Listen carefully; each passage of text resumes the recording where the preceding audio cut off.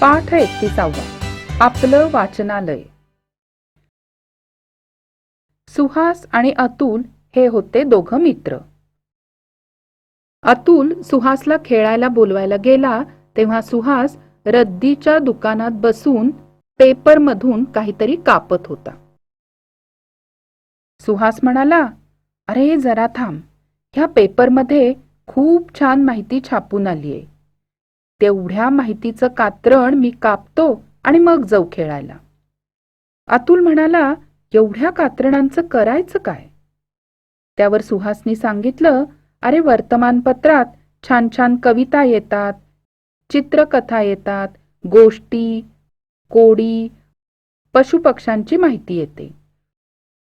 मग ती कात्रणं कापून वहीत चिकटवली की मॅडमनी सांगितलेला प्रकल्प आपोआपच पूर्ण होतो. एवढंच नाही तर काही वेळा रद्दीमध्ये कवितांची, गोष्टींची चांगली पुस्तकं येतात, ती मी बाजूला काढून ठेवतो आणि या पुस्तकांचं मी एक छान वाचनालय तयार केलं आहे. चल माझ्या घरी चल, मी तुला दाखवतो." दोघंही सुहासच्या घरी येतात तेव्हाच मीना पण तिथं येते. मीना म्हणते, "सुहास, तुझ्या वाचनालयासाठी ही पुस्तकं घे. ही सगळी पुस्तकं माझ्या वडिलांनी आणली होती. माझी ती वाचून झाली, पण रद्दीत देण्यापेक्षा तुझ्या वाचनालयासाठी मी घेऊन आले." अतुल म्हणाला, "अरे वा, मग मी माझ्याकडची पण चांगली पुस्तकं तुला देतो." सुहास म्हणाला, "मीना आणि अतुल, मी तुमचा खूप आभारी आहे, पण लक्षात ठेवा, हे वाचनालय फक्त माझं नाही, आपल्या सगळ्यांचं आहे.